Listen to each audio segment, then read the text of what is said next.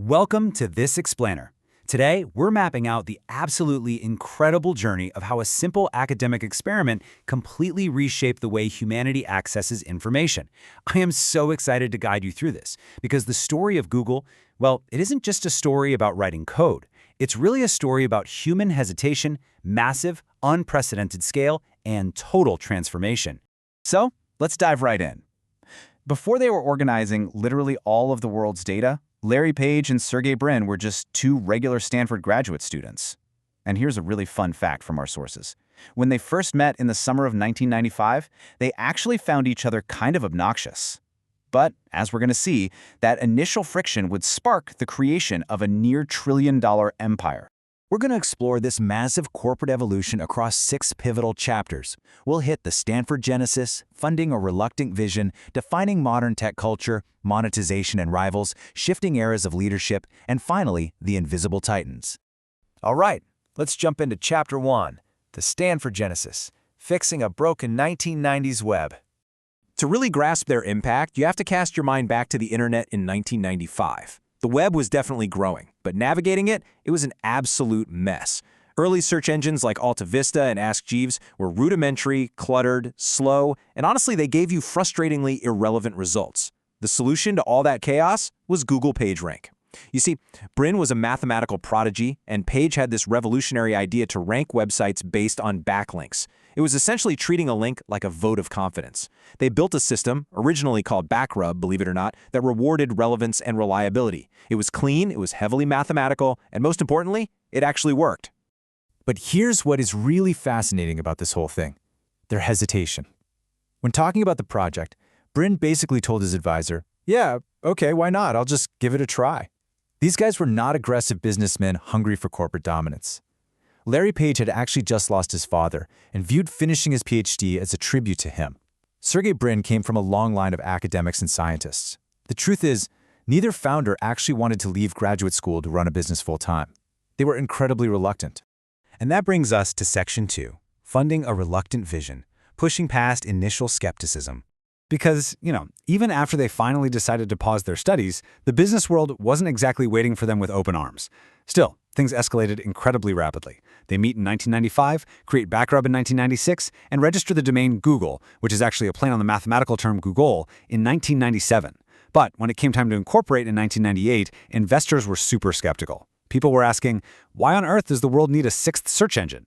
It took an initial $100,000 check just to get things moving, and that was followed by a $1 million raise with help from early investors like Amazon's Jeff Bezos. But check this out. Despite this sudden influx of $1 million, Larry Page kept up a really modest lifestyle. He famously drove around in a $20,000 Toyota. They just didn't measure their success in dollars. They wanted to stay true to building an advanced, simple tool, keeping their focus entirely on the user experience rather than chasing a quick buck. Let's move right along to Chapter 3, defining modern tech culture, adult supervision, and the Googleplex. As their user base absolutely exploded, Page and Brin realized they needed some help running the business. They needed what they called adult supervision. So they hire Eric Schmidt as CEO. But get this, they didn't just hire him for his impressive resume, they hired him over 50 other candidates, largely because he had gone to the Burning Man festival and bonded with them there. Talk about unconventional, right? But that totally set the stage for the culture they built. By 2003, they moved into the Mountain View Googleplex and completely redefined the workplace. We are talking free food supplied by a former Grateful Dead caterer, swimming pools, volleyball courts, laundry services, and childcare. These perks seemed totally absurd to traditional corporate America back then, but today, they're absolute staples of Silicon Valley tech culture. And right alongside those volleyball courts and free meals was this foundational philosophy: don't be evil. That was their informal early motto. As their technological power and influence rapidly expanded, this phrase was designed to keep the company grounded. They genuinely believed they were doing good for the world by organizing its information. But, as we all know, idealism eventually has to meet the bottom line. So let's look at Section 4, monetization and rivals, transitioning into a tech titan. Up to this point, Google was getting massive traffic, but it was a totally free service. So the crucial question is how this beloved search bar finally turned into a financial juggernaut. Well, in 2002, internet giant Yahoo actually tried to buy Google. And the offer? A massive $3 billion. For a young startup, that is an insane amount of money. But Page and Brin rejected it. They just didn't have the desire to sell anymore. They knew they were sitting on something far more valuable than a one-time payout.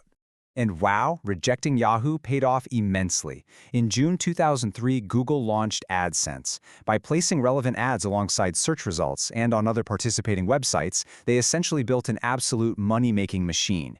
It quickly started generating estimated profits of $100 million a year. That right there was the exact moment Google transitioned from a helpful tool into an untouchable tech titan. However, their dominance wasn't without its challenges. In 2010, Mark Zuckerberg's Facebook actually blindsided Google, surpassing them as the most visited US site that year. Internet usage was shifting, plain and simple.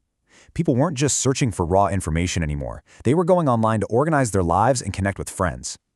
Google's early efforts at social networking fell flat, which forced them to seriously rethink how they were engaging with their users. To adapt to all these changing habits and to manage massive new hardware acquisitions, like their $12.5 billion purchase of Motorola, the company's internal structure really had to evolve. That brings us to Section 5, Shifting Eras of Leadership and the Reins of Control. You can map Google's leadership maturity pretty clearly into three distinct eras. First, you have Eric Schmidt providing that adult supervision for a decade, which allowed Brin and Page to just focus on the technology and products behind the scenes. Then in 2011, Larry Page returns to the CEO role to steer the ship directly. And finally, Sundar Pichai takes over to navigate the modern alphabet era starting in 2019. When Larry Page took the reins back in 2011, Eric Schmidt humorously marked the transition with this tweet: "Day-to-day adult supervision no longer needed." Page was finally ready to lead. But unfortunately, his tenure was deeply impacted by a serious health condition.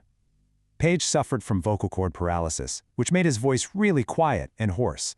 It eventually forced him to skip earnings calls and slowly step away from public speaking events entirely. Which leads us right to our final section, the invisible titans, fading into the background. So by 2019, Google is facing a totally new reality. They had just been hit with a $2.7 billion antitrust fine in 2017, internal employee unrest is mounting, and the public scrutiny is just intense. Amidst all that pressure, Page and Brin basically decide to let go of the steering wheel completely, stepping away from day-to-day operations. And there is a staggering contrast here. Nearly 4 billion global internet users rely on Google every single day. It's this ubiquitous, deeply ingrained part of modern life. But behind all that noise, you have two discrete founders who remain incredibly quiet and mysterious. Unlike Elon Musk or Mark Zuckerberg, Page and Brin don't have a massive public fandom, nor do they really face the same loud public vitriol. They live quiet lives, keeping entirely to themselves, while their creation touches every single corner of the globe.